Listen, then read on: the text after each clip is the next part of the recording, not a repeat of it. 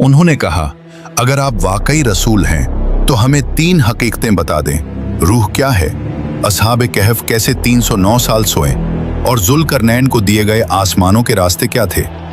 They weren't testing your knowledge, they were testing the source of your knowledge। अल्लाह ने जवाब भेजा, रूह मेरे रब के अम्र में से है। मतलब it's not energy, not matter, not consciousness, it's a divine command. इंसान शरीर से नहीं चलता, इंसान इजाजत से चलता है। और दज्जाल इसी सिस्टम की नकल बनाना चाहता है। Digital souls, immortal bodies, artificial consciousness. लेकिन असली रूह untouchable, unhackable, unmodifiable, only by Allah. यहूदी जानना चाहते थे science, technology, life extension formula, लेकिन कुरान ने बताया ये हाइबरनेशन नहीं थी, ये कोमा नहीं था, ये मौत भी नहीं थी, ये था divine suspension state, time freeze field, metabolic lockdown, रूह कॉर्प्स सेपरेशन लिमिट।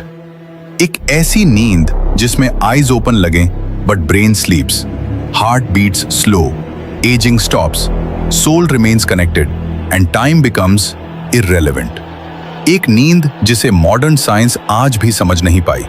सूरज उनके ऊपर से झुक जाता जैसे नेचर खुद सजदा कर रही हो। हवा केव के मुहाने पर घूमती जैसे रिस्क को रोकने का चक्कर। करवटें खुद चेंज होती, कुत्ता द्वार पर बैठा जैसे डिवाइन सिक्योरिटी सिस्टम। यानी इंसान सो रहा था लेकिन अल्लाह जाग रहा था। Zulqarnain the cosmic traveller. Quran कहता है हमने उसे सबब दिया, रास्ते जो आसमानों और जमीन के बीच हैं। In modern terms, dimensional gates, energy pathways, cosmic travel routes. He wasn't a normal king. He was a man permitted to cross cosmic boundaries. इसलिए यहूदी जानना चाहते थे, क्या मोहम्मद सल्लल्लाहु अलैहि वसल्लम को ये राज मालूम है? और जवाब सूरह कहाफ ने दे दिया। अब असली बात सुनो, इन 3 सवालों का कनेक्शन आज की दुनिया से, दज्जाल से और तुमसे है। दिमाग खोल देने वाली बात, रूह का सवाल। दज्जाल की नकली god technology, AI, neural link, consciousness upload, सब इसीलिए। असहाब कहफ का सवाल, दज्जाल का time control, sleep control, human preservation agenda, cryonics, brain freeze, digital immortality, all copies.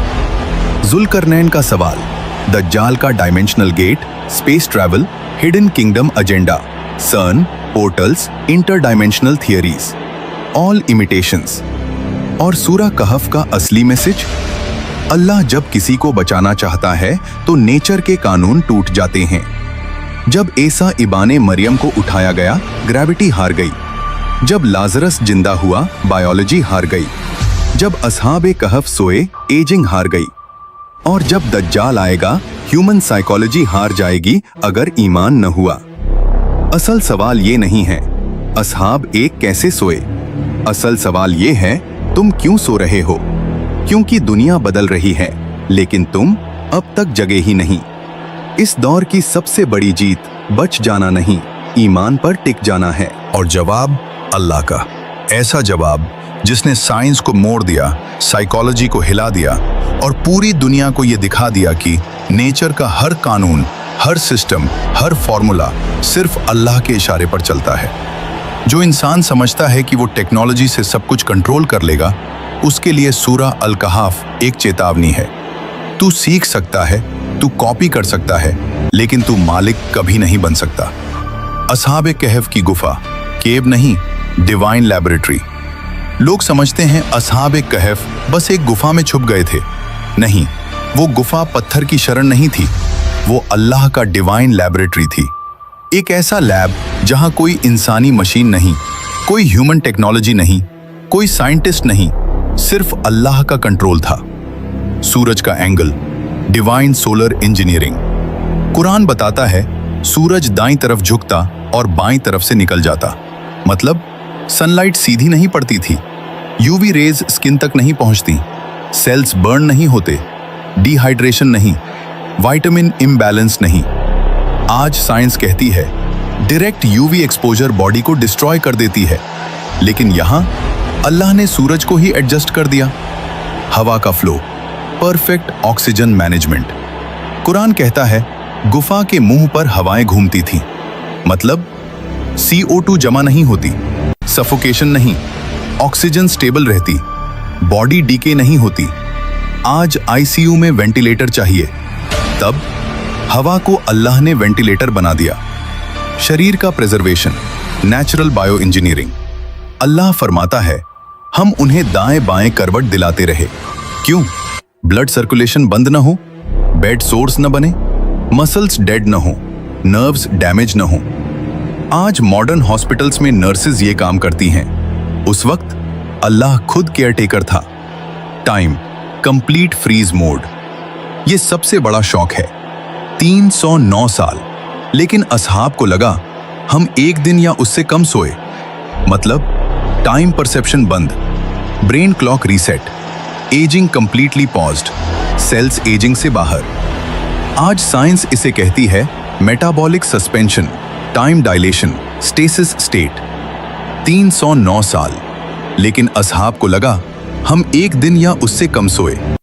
मतलब टाइम परसेप्शन बंद, brain clock reset, ageing completely paused, cells ageing से बाहर। आज साइंस इसे कहती है metabolic suspension, time dilation, stasis state. लेकिन कुरान इसे कहता है अल्लाह जिसे चाहे वक्त से बाहर कर देता है।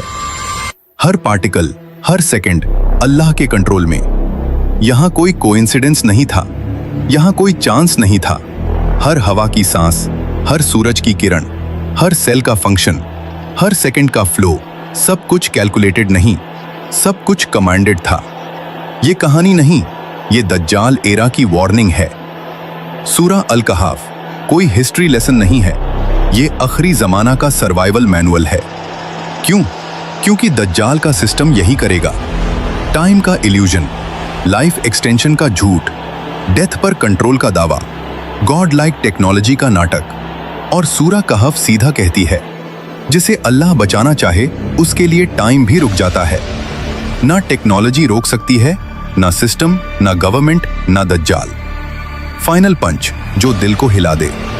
सवाल ये नहीं है कि असहाब 309 साल कैसे जिंदा रहे।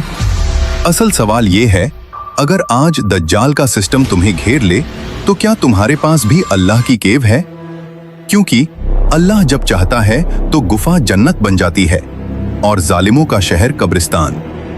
अल्लाह जब चाहता है तो नींद सुरक्षा बन जाती है और जागना अजाब। अल्लाह जब चाहता है तो 309 साल एक पल बन जाते हैं और एक पल 309 साल। अब आखिरी सवाल, तुम कब जागोगे? क्योंकि ये दौर सिर्फ बचने का नहीं, ईमान पर टिके रहने का है।